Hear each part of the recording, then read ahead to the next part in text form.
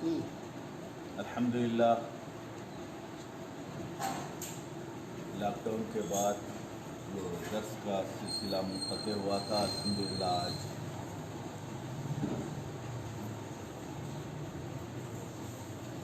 Lock down کے بعد جو درس کا سلسلہ منقطع ہو گیا تھا، الحمدللہ آج اس کا دوبارہ آغاز ہو رہا ہے۔ اس موقع پر میں ملتمس ہوں قرأت کلام پاک کے لیے شیخ احمد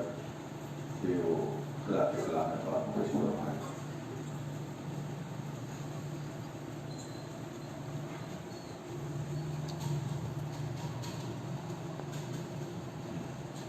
السلام علیکم ورحمۃ اللہ وبرکاتہ۔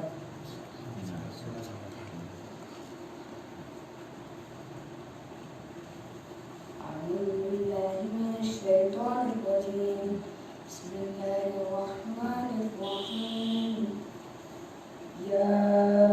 ایھا الناس اعبدوا ربکم الذی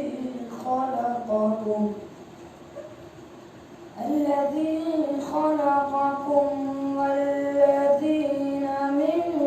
قبلکم لعلکم تتقون،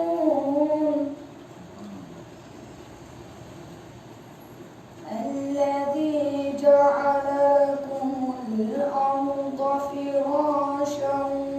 والسماء بناء وأنزل من السماء ماء فأخرج به من الثمرات رزقا لكم فلا تجعلوا لله أندادا وأنتم تعلمون، وإن كنتم في ريب مما نزلنا على عبدنا فأتوا بسورة من مثله وادعوا شهداءكم من دون الله إن كنتم صادقين، صدق الله العظيم۔ سبحان اللہ، سبحان اللہ۔ اور میں ملتمس ہوں حبیب حاجی بن احمد سے وہ قرأت کلام پاک کے شروع۔ أعوذ بالله من الشيطان الرجيم، بسم الله الرحمن الرحيم۔ إن الذين كذبوا بآياتنا واستكبروا عنها لا تفتح لهم أبواب السماء ولا يدخلون الجنة حتى يلج الجمل في سم الخياط، وكذلك نجزي المجرمين، صدق الله العظيم۔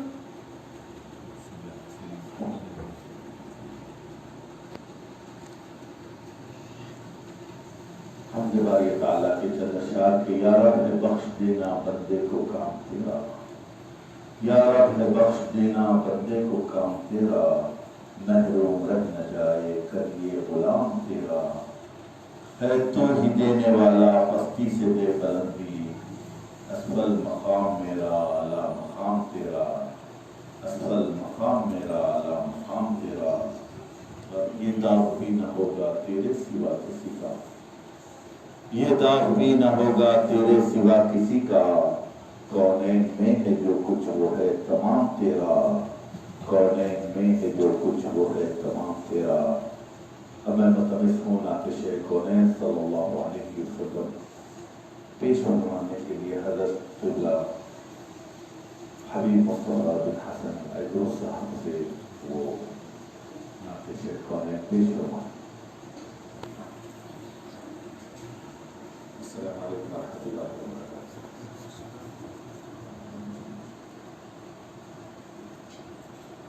یا رب مسلسل عطا ہو ہم کو محبت حضور کی، کھل جائے ہم سب کے قلب پر عظمت حضور کی، شامل ہو زندگی میں شفقت حضور کی، محشر میں ہو نصیب شفاعت حضور کی، ڈھل جائے سنتوں میں الہی یہ زندگی، رہبر ہو ہر قدم پہ شریعت حضور کی، ایک بے نوا حقیر ہوں میری ہے یہ التجا، مل جائے ہم کو دید کی عزت حضور کی، کھلتا رہے قرآن تلاوت کے ساتھ ساتھ، ہو جائے ہم پہ خاص عنایت حضور کی، ہم سب کو موت آئے تو یوں آئے یا کریم، کلمہ ہو لب پہ مسلسل سامنے صورت حضور کی۔ السلام علیکم۔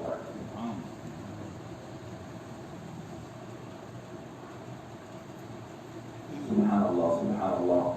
اب محنت مولانا حبیب سہیل بن سعید علیہ السلام سے مستمر ہوں، وہ درس کا آغاز کریں۔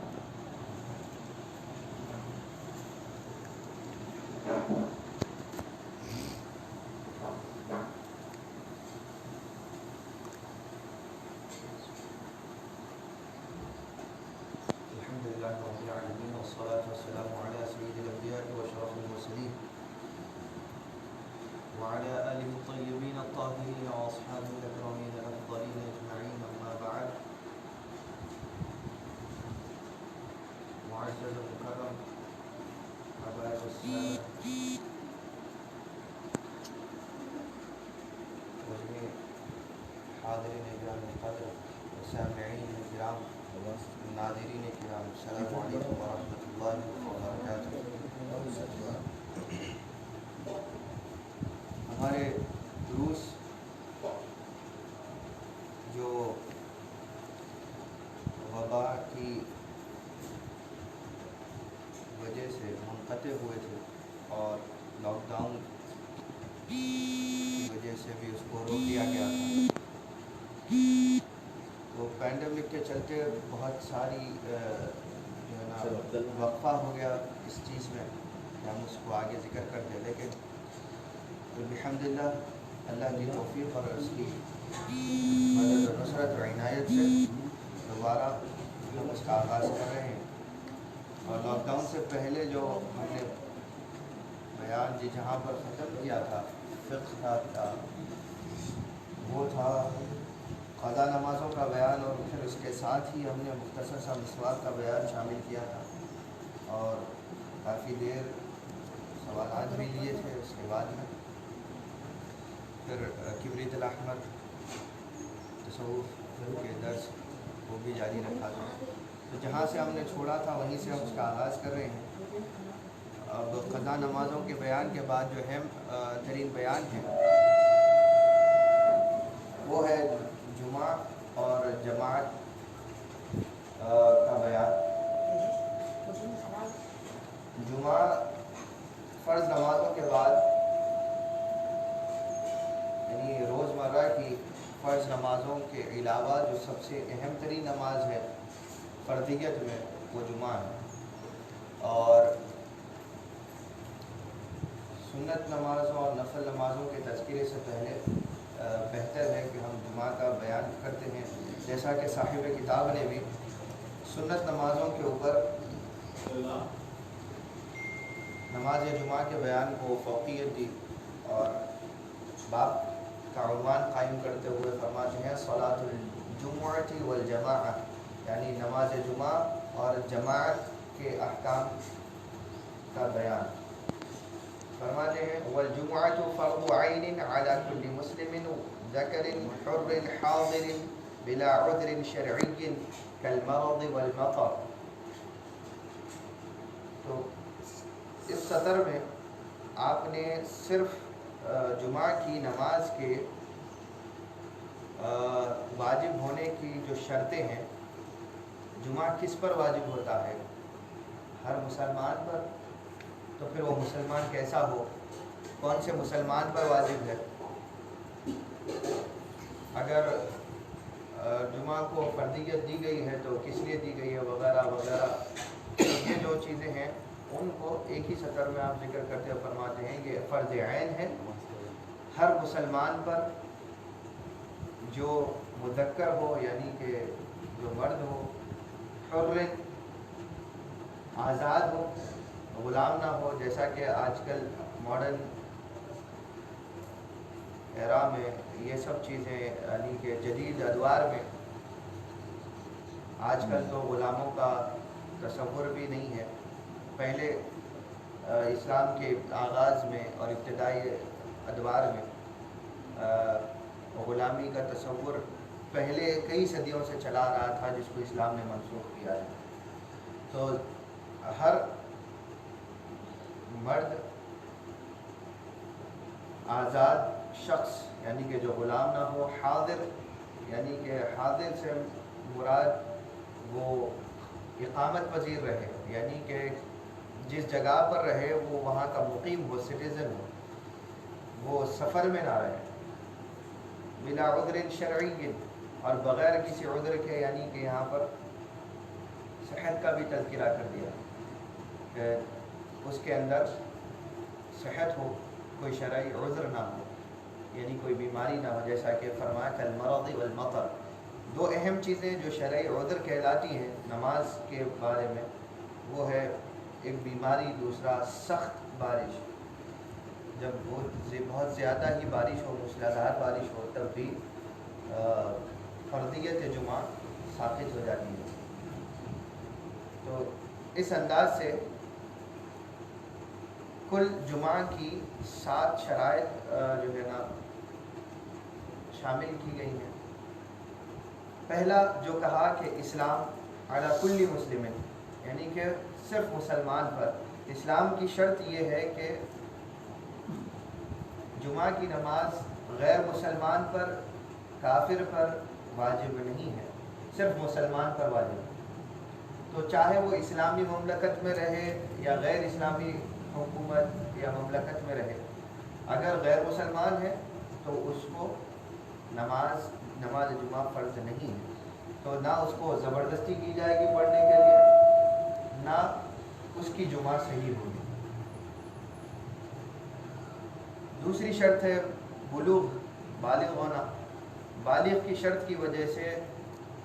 تمیز والے لڑکے پر بھی جمعہ واجب نہیں ہے۔ تمیز والے لڑکے سے مراد ایسا لڑکا کہ جو اچھائی برائی میں تمیز کرنا سیکھ جائے، جس کو پاکی اور ناپاکی کی تمیز ہو جائے، لیکن وہ ابھی بالغ نہیں ہوا۔ شرعی بلوغت کے بارے میں ہم ابتدا میں جو ہمارے دروس چلے تھے طہارت کے ابواب میں ہم وہ ذکر کر چکے تھے، تو اب اس کو دہرانے کی بھی گنجائش، یوٹیوب پہ وہ اویلیبل ہے یا فیس بک پر بھی وہ ویڈیوز ابھی بھی ہیں، آپ سن سکتے ہیں۔ تو بالغ شرعی بلوغت اور پیوبرٹی جب تک نہ ہو تب تک چاہے کتنی تمیز والا لڑکا ہو، اس کے اوپر جمعہ واجب نہیں ہوتی، فرض نہیں ہوتی۔ ہرچند کہ اگر وہ پھر بھی پڑھتا ہے تو اس کی جمعہ صحیح ہو جائے گی، لیکن بالغ ہونے سے پہلے اگر جمعہ پڑھتا بھی ہے، تمیز ہے، تمام احکام کو سمجھ کر پڑھ رہا ہے، تو جمعہ صحیح ہو جائے گی، جمعہ کا ثواب اس کو ملے گا، لیکن جمعہ فرض اس کے اوپر نہیں رہے گا۔ تیسری شرط ہے عقل کا ہونا۔ عقل کی قید کی وجہ سے مجنون شخص، پاگل شخص اور بے ہوش شخص پر جمعہ واجب نہیں ہے۔ سوئے ہوئے شخص کے بارے میں تفصیل یہ ہے کہ اگر وقت سے پہلے، جمعہ کا وقت شروع ہونے سے پہلے اگر سویا تھا تو اس پر کوئی گناہ نہیں ہے۔ اگر جمعہ نیند کی وجہ سے چھوٹ جاتا ہے تو اس کے اوپر کوئی گناہ نہیں ہے۔ اگر وقت ہونے کے بعد، یعنی جمعہ کا وقت شروع ہو گیا تھا، اذان نہیں ہوئی تھی لیکن وہ سو گیا، تو یہ گمان رکھ کر سویا تھا کہ نماز کا وقت ختم ہونے سے پہلے نیند سے بیدار ہو جائے گا، تو اس پر بھی کوئی گناہ نہیں ہے۔ لیکن جان بوجھ کر اگر کوئی سوتا ہے تو ایسا سونا حرام ہے، اور سخت عذاب کا وہ مستحق ہو جاتا ہے. تو اگر کوئی تو مجنون ہے، پاگل ہے، تو اس پر بھی جمعہ کی نماز فرض نہیں ہوتی ہے. بے ہوش ہے، کسی وجہ سے بے ہوشی طاری ہو گئی اور نماز کا وقت ختم ہو گیا تو بھی اس کے اوپر سے جمعہ ساقط ہو جاتا ہے، یعنی کہ اس کو جمعہ کے بارے میں پوچھ نہیں کی جائے گی. چوتھی شرط ہے آزادی. آزاد کی وجہ سے غلام پر، یعنی پہلے جو زمانے میں سلیوز ہوتے تھے، اسلام کا ابتدائی زمانہ بھی ایسا ہی گزرا کہ غلامی کا دور جاری تھا. تو غلام ہوتے تھے اور پیسے والے لوگ اپنے پاس میں غلام خرید کر رکھتے تھے. بازاروں میں وہ انسان بطور غلام خریدے بیچے جاتے تھے. تو ایسی غلامی جس کو بھی تھی تو ویسے غلاموں پر بھی جمعہ فرض نہیں تھا. پانچویں شرط ہے ذکرین، جیسا کہ کہا ذکورت، یعنی کہ مذکر کی شرط کی وجہ سے میل ہونا، مرد ہونا یہ شرط ہے. اسی وجہ سے عورت پر جمعہ واجب نہیں ہے. لیکن عورت اگر پاکی کی حالت میں جمعہ پڑھنا چاہے باجماعت، اور مساجد میں عورتوں کے لیے الگ سے علیحدہ اہتمام ہو تو عورت جمعہ پڑھ سکتی ہے، اس کی جمعہ صحیح ہو جائے گی، لیکن جمعہ اس پر واجب نہیں ہے. یہ بات کا خیال رکھا جائے. چھٹویں شرط ہے صحت. صحت کی شرط سے مراد یہ ہے کہ ترک جماعت کی اجازت دینے والے عذرات موجود نہ ہوں، یعنی کہ جماعت کو چھوڑنے کی جو شرط ہے، جس وجہ سے شرعی عذر کی، جس کسی بھی شرعی وجہ کی وجہ سے جماعت چھوڑنا جس کے اوپر واجب ہے، اس کے لیے جمعہ کا بھی ترک کرنا اس کے لیے کوئی عیب یا گناہ کا کی وجہ نہیں بنتا. جیسا کہ بیمار ہے، سخت علیل ہے، مثال کے طور پر سخت علیل شخص جو اٹھ کر مسجد نہیں جا سکتا، ہر چند کے مسجد بازو کیوں نہ ہو، اتنا بیمار ہے کہ اٹھ کر مسجد نہیں جا سکتا، اس علالت کی وجہ سے وہ گھر میں نمازیں پڑھتا ہے تو اس کے اوپر جمعہ بھی واجب نہیں ہے، وہ گھر میں ظہر کی نماز ادا کرے گا. مرض بھی ایک اہم عذر ہے، اور اس کے علاوہ دیگر عذرات، دیگر شرعی عذر یہ ہے کہ سخت ترین گرمی ہو، کہ آپ اگر باہر نکلیں تو آپ کو ڈی ہائیڈریشن ہو سکتا ہے، یا سن برن ہو سکتا ہے، یا کوئی اور، یعنی آپ کو آپ کی اسکن کے لیے کوئی عذر ہو سکتا ہے، یعنی جو آپ کو بہت زیادہ مرض میں مبتلا کر دے یا کسی اور بیماری میں مبتلا کر دے، کوئی ایسی چیز ہے، تو پھر ایسے وقت میں ایسی گرمی سے بھی آپ کو پرہیز کرنے کے لیے جمعہ آپ کے سر سے خارج ہو جاتا ہے، یعنی کہ آپ کو جمعہ کے لیے جمعہ پر واجب نہیں رہتا. اسی طرح سخت ترین سردی، کہ اگر آپ باہر نکلیں تو اس کی وجہ سے بیمار ہو سکتے ہو. کیچڑ، بہت زیادہ کیچڑ ہو کہ جس کی وجہ سے آپ کا جسم اور آپ کے کپڑے گندے ہو جائیں، تو پھر کوئی وجہ ہی باقی نہیں رہتی کہ آپ جائیں اور نماز مسجد میں ادا کریں. لہذا اس کی وجہ سے بھی جمعہ پر فرض نہیں رہتا. سخت ترین بھوک کی وجہ سے، کہ جس کے بغیر، یعنی کہ کھانا نماز کے وقت کے اندر کھانا ملنے کا کوئی اندیشہ نہ ہو تو بھی ایسے بھوکے شخص کے اوپر سے بھی جمعہ خارج ہو جاتا ہے، یعنی اس کے اوپر بھی جمعہ فرض نہیں رہتا.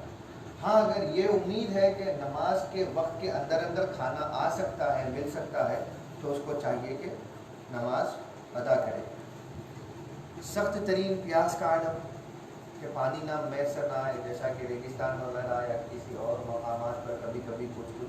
مواقع ایسے آ جاتے ہیں کہ پانی پینے کا میسر نہ ہو،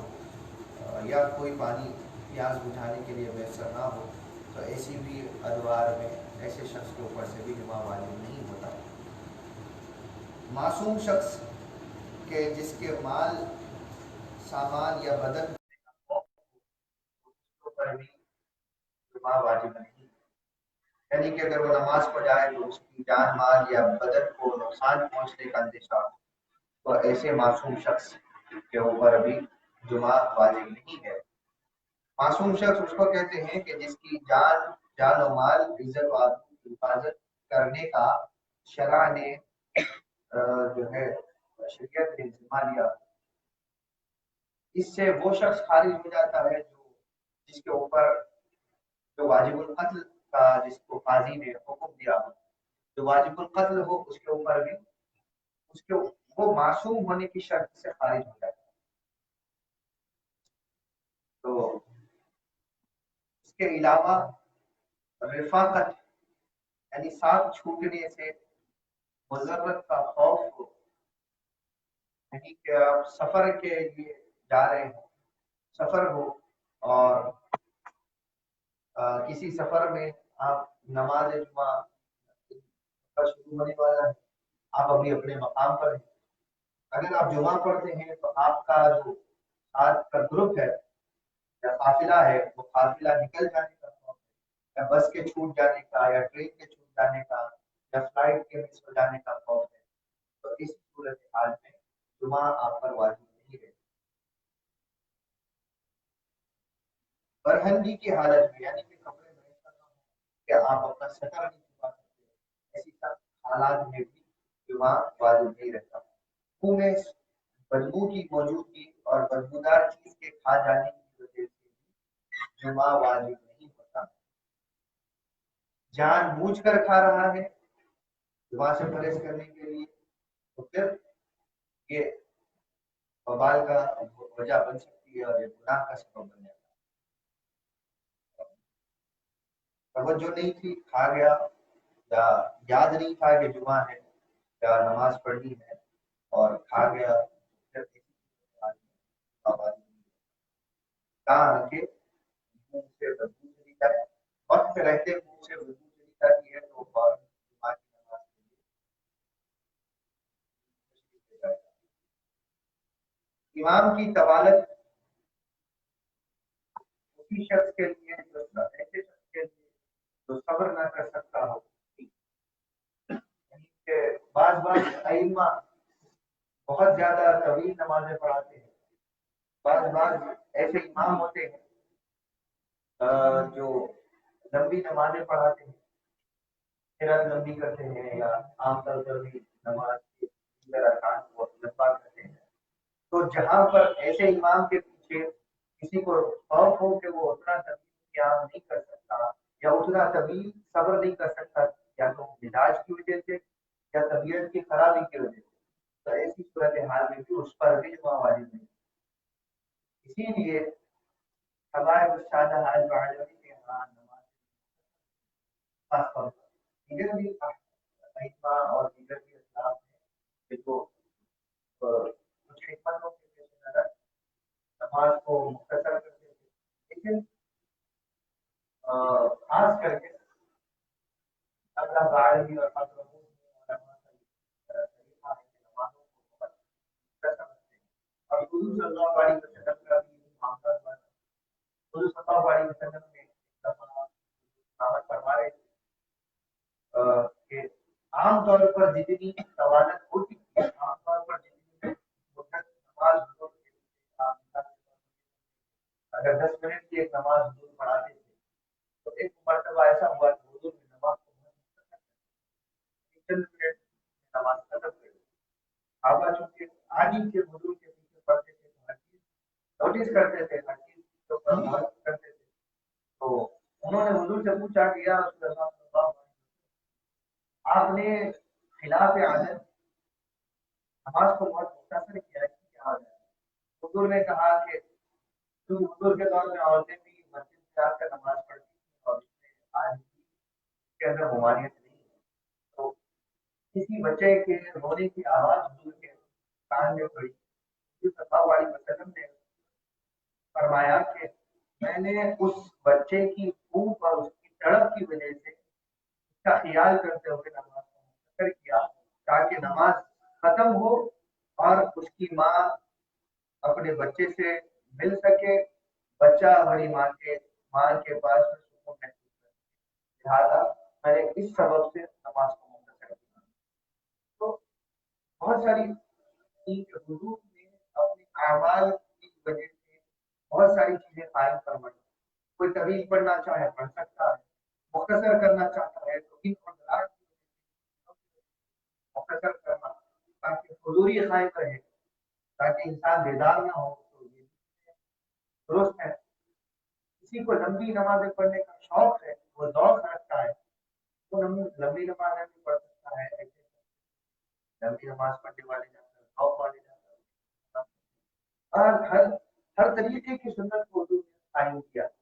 یہ نہیں کہا کہ مختصر ہی کرو، ہاں یہ کہا کہ طویل ہی رکھو۔ تو لیکن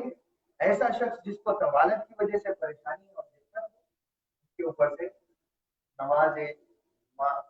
پڑھنا کافی ہو جائے، اس کو پرواہ نہیں ہے۔ میت کی تجہیز و تقسیم میں مصروفیت کی وجہ سے بھی نماز جمعہ کا واجب ہونا شامل نہیں رہتا۔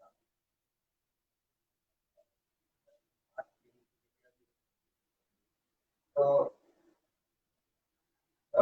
اگر کسی کے یہاں میت کا جنازہ ہوا ہے اور اس جنازے کی وجہ سے اس میں مصروفیت یا میت کو غسل دینے والے اسباب یا کے امور کے ذمہ دار افراد اگر اس میں مصروفیت کی وجہ سے جمعہ کے لیے آگے پیچھے وقت ہونے کا دیکھا، ویسے ہی ان کے اوپر سے جمعہ کی وجوب واجب ہونا کہنا ان کے سر سے ہٹ چکا ہے۔ اب وہ پڑھتے ہیں تو یہ ان کے لیے، اگر نہیں بھی پڑھتے تو جمعہ ان کے اوپر واجب نہیں ہے، جمعہ پڑھنے کا سوال نہیں کیا جائے گا،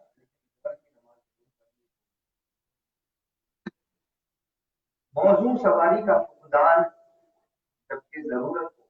نہیں کہ مسجد اتنی دور ہو کہ آپ کے پاس یا آپ کسی ایسے مقام پر ہو کہ جہاں سے مسجد جانے کے لیے کوئی سواری نہیں ہے یا آپ جا نہیں سک رہے، تو ایسی صورت حال میں بھی جمعہ کا واجب ہونا اس شخص کے اوپر سے خارج ہو جاتا جس کے پاس سواری نہ ہو۔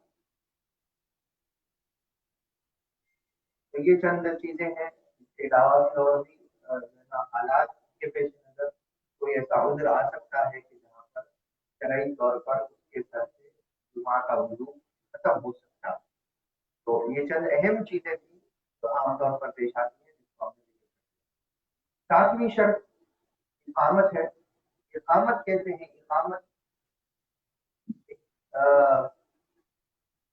جو ہے نا عام طور پر وزٹر اسٹے کے علاوہ آپ کسی جگہ گھومنے جائیں یا کسی جگہ کسی وجہ سے آپ سفر کریں، کسی جگہ کام کی وجہ سے، کسی اور دیگر چیزوں کی وجہ سے، اسباب کی وجہ سے،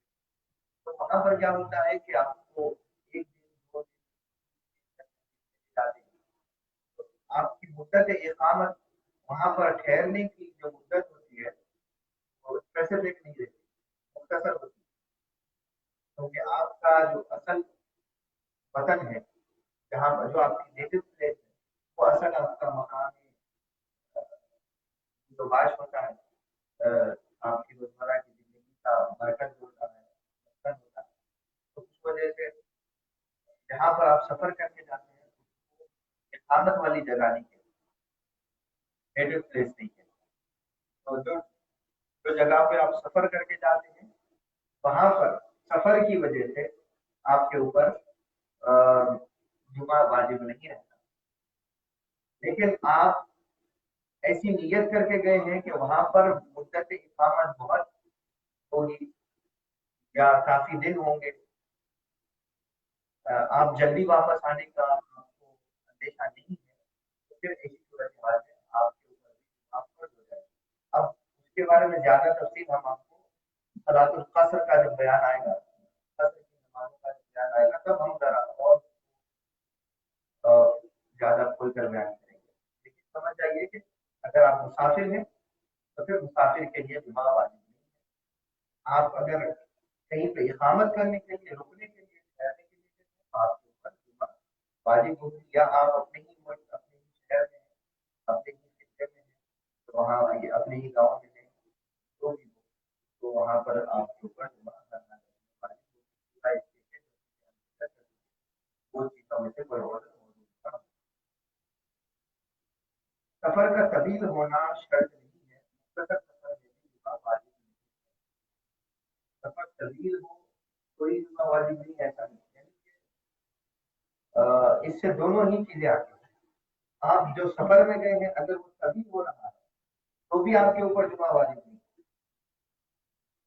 اور جو فاصلہ ہے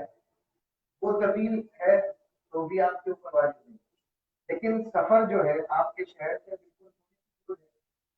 یا آپ اپنے مقام سے بالکل تھوڑی سی دور سفر کرتے ہیں. مثال کے طور پر یہاں سے آپ جڑچلہ چلے گئے، یا آپ یہاں سے گیٹر چلے گئے،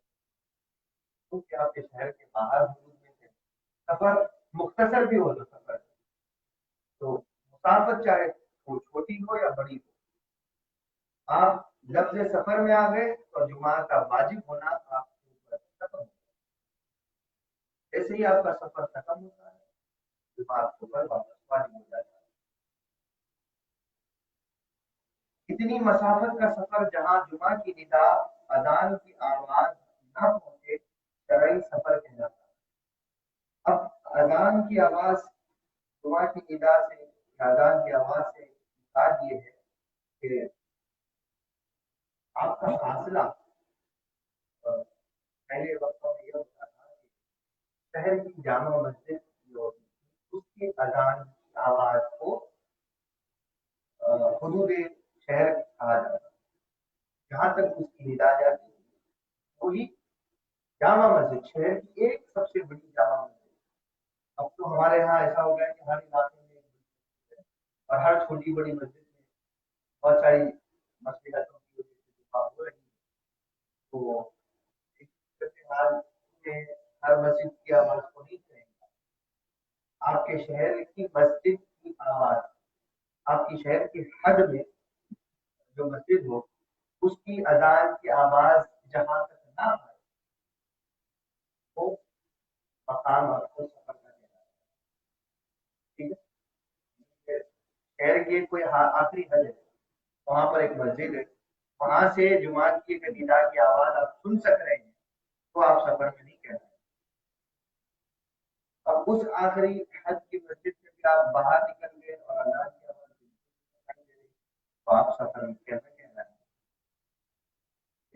جس شخص پر جمعہ واجب ہے اس پر جمعہ کی صبح کے بعد سفر کرنا حرام ہے. کیونکہ آپ کو پتا ہے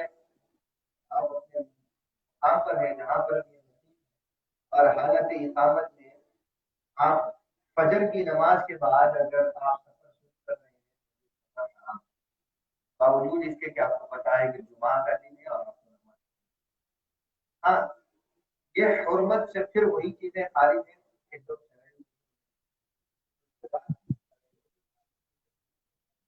بہت بات ہے. لیکن بنا وجہ آپ نے سفر کیا ہے سوائے اس کے کہ راستے میں اگر نماز جمعہ مل سکتی ہو یا کہ ساتھیوں سے پیچھے رہ جانے میں ضرر پہنچنے کا خوف ہو. قافلہ ہے، قافلے کی شکل میں طرح جیسا کہ ہم پہلے جائیں گے، بس ہو، ٹرین ہو یا فلائٹ ہو، اس کے مس ہو جانے کا خوف، یا ساتھی آپ کے ساتھ میں جا رہے ہیں، کسی کے ساتھ جا رہے ہیں، ساتھیوں کے چھوٹ جانے سے آپ کو نقصان ہو سکتا ہے، تو ایسی صورتحال میں آپ سفر کر سکتے ہیں. لیکن اگر جمعہ راستے میں مل سکتی ہے تو بھی جمعہ واجب رہے گی. اگر راستے میں ملنے کا یا حدود شہر سے نکل گئے تب مسافر ہو جائے. سارے کاروبار، تجارت اور صنعت وغیرہ کا انجام دینا زوال کے بعد سے اذان تک سورج کے زوال پا جانے کے بعد کہ آفتنون کا وقت سورج آپ کے سر پر جب آ جاتا ہے اور آنے کے بعد جب آپ کے سر سے تھوڑا بھی ہٹنا شروع ہو جائے نماز کا وقت شروع ہو جائے اب ہم اس کے اوقات کو بھی ہمیں بیان کر چکے ہیں. تو آفتنون جب شروع ہو جاتی ہے اس کے بعد سے لے کر اذان تک کسی بھی صنعت و تجارت اور کاروبار میں آپ اگر اپنے آپ کو ملوث رکھتے ہیں اور خاص طور پر اذان کے بعد اپنے آپ کو تجارت میں یا صنعت کاری میں یہاں اذان سے مراد وہ اذان ہے جو خطبے سے پہلے خطیب کے روبرو کہی جاتی ہے. وہ اذان نہیں جو جمعہ کی اطلاع کے لیے آپ کو اذان سے مراد وہ اذان جو خطیب کے روبرو جمعہ سے پہلے کی جاتی ہے. اس کے بعد کاروبار میں یا کسی اور چیز میں رہنا حرام ہو جاتا ہے. اس سے پہلے مکروہ. جس شخص کو جمعہ لازم نہ ہو اور ظہر صحیح ہو سکتی ہو تو اس کی جمعہ صحیح ہو سکتی ہے. یعنی کہ ایسا شخص جس کے اوپر جمعہ لازم نہیں ہے ان کے تو ہم اسباب ذکر کر چکے ہیں. جمعہ جس کے اوپر واجب نہیں ہے لیکن اس کے باوجود جمعہ جس پر واجب نہیں ہے اس سے یہ مراد نہیں یہ کہیں بھی نہیں لکھا ہے کہ ظہر بھی اس کے اوپر اس کی بھی فرضیت آپ کے اوپر سے عادی جمعہ نہیں ہے لیکن ظہر آپ کو پڑھنی ہے. کسی پر بھی جمعہ واجب نہیں ہے. ظہر تو ہر حالت میں پڑھا ہے فرض ہر حال میں واجب ہے. جن کے اوپر واجب نہیں ہے وہ چیز پہلے تو جس کے اوپر ظہر واجب ہے ظہر تو واجب ہے لیکن جمعہ کی شرط نہیں ہے لیکن پھر بھی جمعہ پڑھتا ہے تو اس کی جمعہ صحیح ہو جائے گی. مثال کے طور پر مسافر ہی کو لے لیجیے. مسافر ہے لیکن پھر بھی سفر میں کہیں رکا شہر کے باوجود باہر ہونے کے باوجود علاقے میں سفر میں گیا ہوا ہے لیکن وہاں جمعہ ایک ہی جمعہ کی جماعت اس کو مل گئی وہ پڑھ لی تو اس کو جمعہ کا ثواب مل جائے. اگر نہیں پڑھتا بھی ہے جمعہ کی نماز ہو رہی ہے پھر بھی نہیں پڑھ رہا ہے وہ ظہر پڑھنا چاہتا ہے تو اس کے باوجود گناہگار نہیں.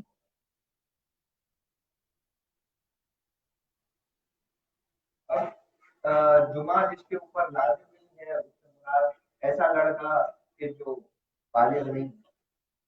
وہ بھی اگر جمعہ پڑھنا چاہے تو اس کی تمیز والا ہے لیکن بالغ نہیں تو اس کی نماز بھی صحیح ہو جائے گی. غلام ہے موقع ملا وہ نماز پڑھنا ہے پڑھنے کا نماز ہو جائے گی. عورت کے اوپر واجب نہیں ہے لازم نہیں ہے جمعہ لیکن اگر وہ پڑھنا چاہتی ہے پڑھے شامل ہو جائے اس کی جمعہ صحیح ہو جائے گی. مریض ہے اس کے اوپر جمعہ واجب نہیں ہے لیکن وہ پڑھنا چاہے نماز میں شامل ہو جائے. وہ شخص جس پر جمعہ واجب نہیں ہے اور نہ اس سے جمعہ منعقد ہوتی ہے. واجب تو نہیں ہے لیکن منعقد بھی نہیں ہوتی. ایسا شخص جس کے ہونے نہ ہونے سے جمعہ کے اوپر کوئی نقصان نہیں پہنچتا تو ایسا یعنی کہ ممیز لڑکا بالغ نہیں ہے لیکن تعداد افراد جو جمعہ میں حاضر ہیں اس کے اندر اس لڑکے کو شمار نہیں کیا جاتا. منعقد ہونے سے مراد جمعہ جیسا کہ صحیح ہونے کی آگے آئے گا اتنے لوگوں کی مثال کے طور پر 2 سے 3 افراد بالغ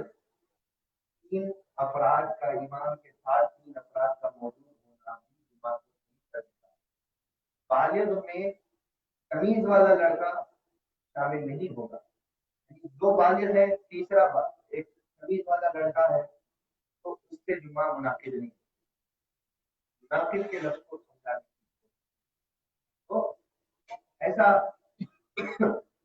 لڑکا غلام یعنی غلام بھی آپ کے سامنے ہو 3 افراد میں ایک غلام ہو تو بھی جمعہ نہیں.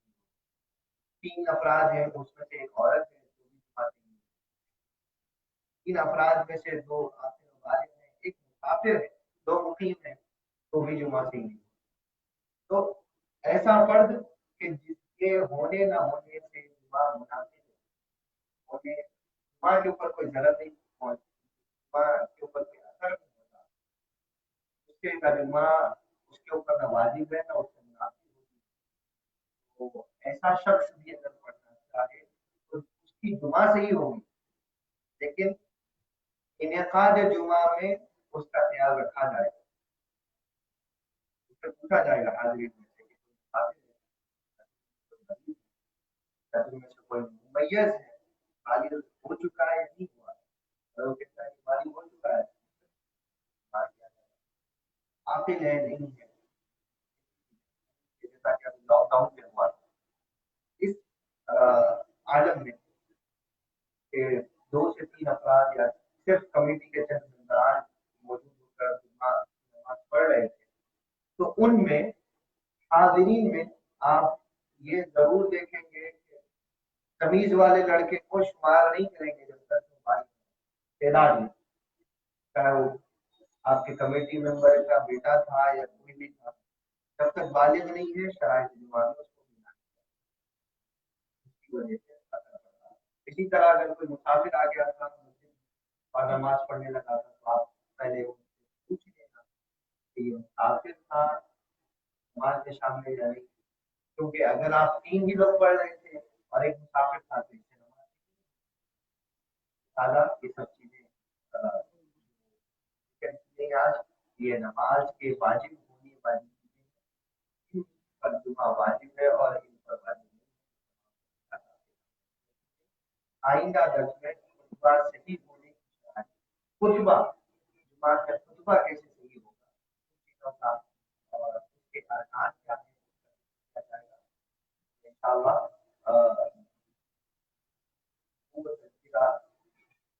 آئندہ ہی آپ کے سامنے روشن ہو رہا ہے. آج کے آپ جلدی سے سوال کر سکتے ہیں موضوع کی طرف بڑھ سکتے ہیں.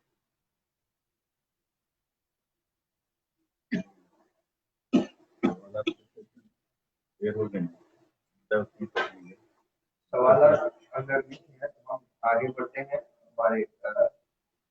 درس کے اگلے حصے کی طرف. اور ہم زید الاحمد سیدنا حدیث سلطان المدى الإمام عبد الله بن أبي بكر العجلي رضي الله عنه وعنه آپ کی کتاب زید الاحمد کے بعد اس جگہ تک پہنچے تھے کہ جہاں پر آپ نے اعتقاد اہل سنت کو بیان کرتے ہوئے سیدنا الامام الشیخ عبد اللہ بن احمد الیاسری کی نسب کو آپ کی کتاب میں ذکر کیا تھا. ہم نے اس تمام کو ذکر اگر شعر پر اس کی تشریح کرتے ہوئے ارادہ تو یہی تھا کہ رمضان سے پہلے یہ مکمل ہو جاتی، لیکن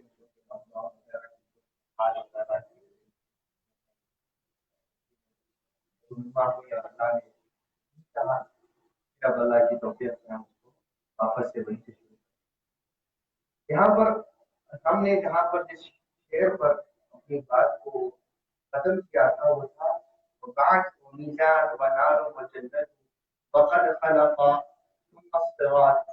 ويصدر بعث بعد الموت، میزان دوزخ و جنت، اور اسی طرح کل صراط کیا ہے وہ تمام ہم چیزوں کے بیان کر چکے. آگے کا شعر تھوڑا سا خلاف ترتیب ہے، ترتیب کے ساتھ شعر کے اوزان کی بات نہیں ہے، وہ اس کا واقع ہونے کے اعتبار سے تھوڑا صحیح نہیں ہے. تو ہم سب سے آخری شعر کو اوپر لے کر اس کو ترتیب کو جائیں گے. آگے امام الیاسری فرماتے ہیں وَتَخْلِيدُ نَارٍ لَيْسَ إِلَّا لِكَافِرٍ وَقِبْلَتَنَا من أَمَّهَا لَا يَكْفُرُ، کہ فرماتے ہیں کہ دوزخ میں کوئی اور نہیں جلے گا سوائے اس شخص کے کہ جو بے ایمان ہو، کافر ہو، کو حالت میں کرے یا اپنے ایمان سے برگشتہ ہو جائے، ایمان سے پھر جائے اور وہ اسلام کو چھوڑ کر ارتداد کا شکار ہو جائے، بے ایمانی کی طرف چلا جائے، تو دوزخ ہمیشہ کے لیے صرف اسی شخص کے لیے ہے کہ جو ایسی حالت میں انتقال کرے، ورنہ ایسا شخص کہ جس کے دل میں ذرہ برابر کی ایمان ہے تو وہ اپنی گناہوں کی مدت دوزخ میں اور اپنے گناہوں کے مطابق اس درجے کی دوزخ میں اپنی مدت گزارے گا، اس کے بعد بہر صورت آخر کو اس کو جانا ہے، جیسا کہ صحیح احادیث میں مسند امام احمد اور صحاح ستہ کی دیگر کتب میں اور پھر دیگر بھی احادیث کے ذخائر میں یہ روایات کثرت سے آئی ہیں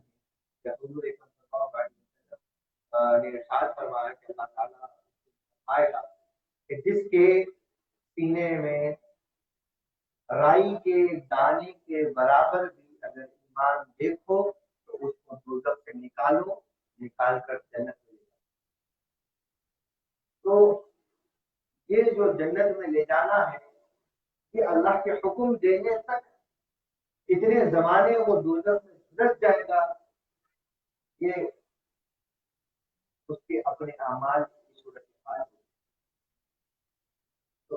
حضور صلی اللہ علیہ وسلم کا ہماری امت کے لیے، ہمارے لیے فکر مند ہونا اس لیے تھا کہ لفظ دوزخ میں جانا اتنا آسان نہیں ہے کہ آپ یہ کہیں کہ بالآخر تو ہم جنت میں جائیں، اور دوزخ کا ایک لمحہ بھی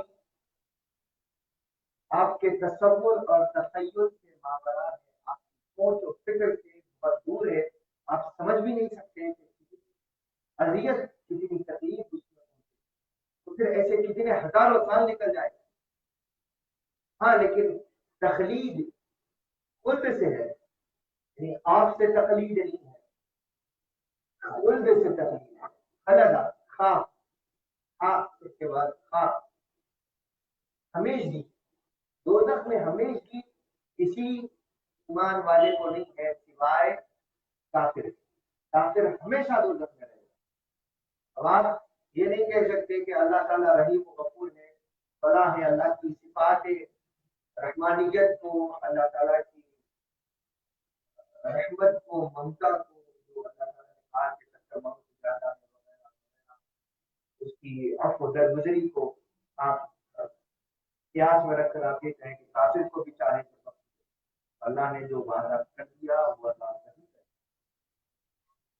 وہ بے شک معاف کرنے والا، کافر کو بھی معاف کرنے والا ہے، تب تک کہ وہ اپنی آخری سانس میں بھی اگر اللہ تعالیٰ کی طرف پلٹنا چاہے تو اللہ کو وہ ایسا ہو جائے گا کہ گویا کہ ابھی ماں کے پیٹ میں، چاہے وہ کتنا سخت ترین تھا، چاہے اس میں مسلمان پر، اسلام پر، اللہ کے کلمے پر، اللہ کے مذہب پر، دین پر، اللہ تعالیٰ کے بندوں پر کتنا شدید نہ ہو، وہ اللہ کے ہاتھ میں ہے، وہ چاہے تو چاہے تو اس کے بارے میں اس کے اوپر سوال جواب کرنا، لیکن خود ہمیشہ جنت میں صرف کافر کو، جو آخری لمحے بھی اسلام کو ہوئے، جو دوران جنگ حضور صلی اللہ علیہ وسلم دشمنان اسلام آئے، حضور صلی اللہ علیہ وسلم کا چہرہ مبارک دیکھا اور اسلام قبول کر، اور اسی لمحے اسلامی لشکر میں شامل ہو کر جنگ کرنے لگے، اور بغیر کوئی نماز پڑھے، بغیر کوئی زکات کیے، بغیر کوئی حج کیے، بغیر کوئی اعمال کیے، صرف اس لمحے اسلام قبول کیا، دوسرے ہی لمحے تیر لگ گیا کی تلوار کی جنگ میں آ گئے اور شہید ہو گئے، تو وہ بلا حساب و کتاب شہید کے درجے کو پہنچ کر جنتوں میں، یہ کفر کی حالت سے لمحے میں، ایک لمحے کے اسلام نے ان کو بتایا، وہ کیفیات آج بھی صبح قیامت تک نہیں، کہ جو کوئی اپنی آخری سانس میں بھی اگر بدلنا چاہے اپنے آپ کو، تو اگر اس کے گناہ تھے تو گناہ کی جزا پائے گا یا نہیں پائے گا یہ اللہ تعالیٰ کی، لیکن اللہ نے کہا ہے کہ گناہ گار ہے، جان بوجھ کر گناہ کرتا تھا، اب تو کافر تھا، تو اس کو تو تمیز ہی نہیں تھی گناہ کیا ہے اور نیکی کیا ہے۔ ہم بحیثیت مسلمان جب ہم گناہ کر رہے ہیں تو ہمیں تو ضرورت نہیں پڑے گا، اسی لیے نیکی کے راستے پر آ جانا بہتر ہے اس لمحے کی ذلت سے جو دوزخ کے اندر ڈالے جانے کے لیے۔ وَقِبْلَتَنَا من امہا لا یکفر، کہ اسی شعر کے اندر یہ بات موجود ہے کہ سوائے اس کے کہ جس نے ہمارے قبلے کو قبول کیا، کہ اسلام کو قبول کیا، اور امہا اور اس کو روبرو رکھتے ہوئے، یعنی کبھی کفر نہیں کیا بعد کی زندگی میں، تو سوائے ایسوں کے باقی جتنے کافر ہیں سب کو دوزخ کا ایندھن بنایا جائے گا۔ تو ارادہ تو یہ تھا کہ آگے کی اشعار ہیں، ہم اس کو بھی مکمل کر کے آج کے درس کا آغاز ہی دیر سے ہوا، کچھ اخبار آمد کا انتظار رہا تھا، تو سبب سے بھی اللہ آئندہ اتوار کے اندر 2 بجے آغاز ہو جائے گا، اور تمام باقی کے لیے حاضر آنا ہے، اور اللہ تعالیٰ کی دعا ہے کہ اللہ کی توفیق شر سے، ہر قسم کے ظلم سے، ہر قسم کی جو آفتوں سے، چاہے وہ زمینی ہو، وبائی ہو، ذہنی، فکری ضرر اور نقصان ہو، اللہ تعالیٰ اللہ تعالیٰ ہمیں بھی گمراہی سے بچائے، ہمیں بھی برائی اور غفلت اور بری سوچ و فکر اور شکوک و شبہات کی وجہ سے ظالم بننے سے اللہ تعالیٰ اگر ہم کسی گناہ میں پڑے ہیں اور ہمیں نہیں پتا، جو کوئی بھی ہمارے سے، ہم تمام سے عالم اسلام پر ظلم کر رہے ہیں، آپس میں عالم اسلام کو حفاظت فرمائے،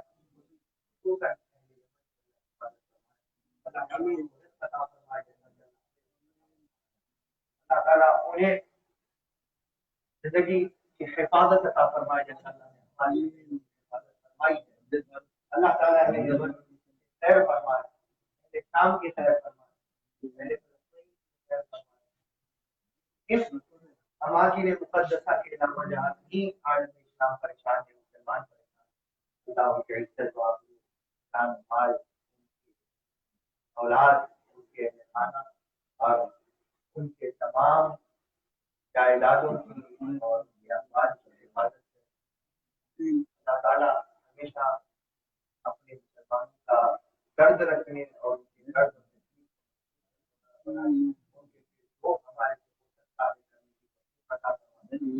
ایک روٹی بھی ہو ہمارے یہاں تو پیغام آپ تمام سننے والوں کے حاضرین کے، اور جو کوئی ہم سے آپ کے پاس ایک روٹی کیوں نہ ہو، آدھا خود کھائیں، آدھا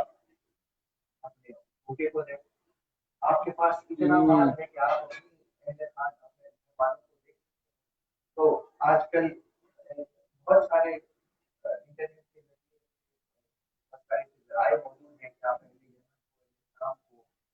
یا اور اہل فلسطین کو اپنی امداد پہنچا سکتے ہیں، بھلے ہی تھوڑا سا نہ سوچے کہ یہ دوں گا تو کیا ہو جائے گا، آپ کس کو بتائیے، چاہے ایک روٹی کیوں نہ ہو ان کے اندر پیٹ میں لقمہ ڈالا، وہ آپ کے لیے بھی بہت بڑی امداد اللہ تعالیٰ کے ہاں ایسا ہوگا گویا کہ آپ نے اللہ کو کھلایا۔ احادیث صحیحہ کی روح سے یہ وہ شکل ہے۔ اللہ تعالیٰ اہل سنت کا عمل کی توفیق عطا فرمائے۔ صلی اللہ علیہ وسلم۔ وآلہ وصحبہ وسلم.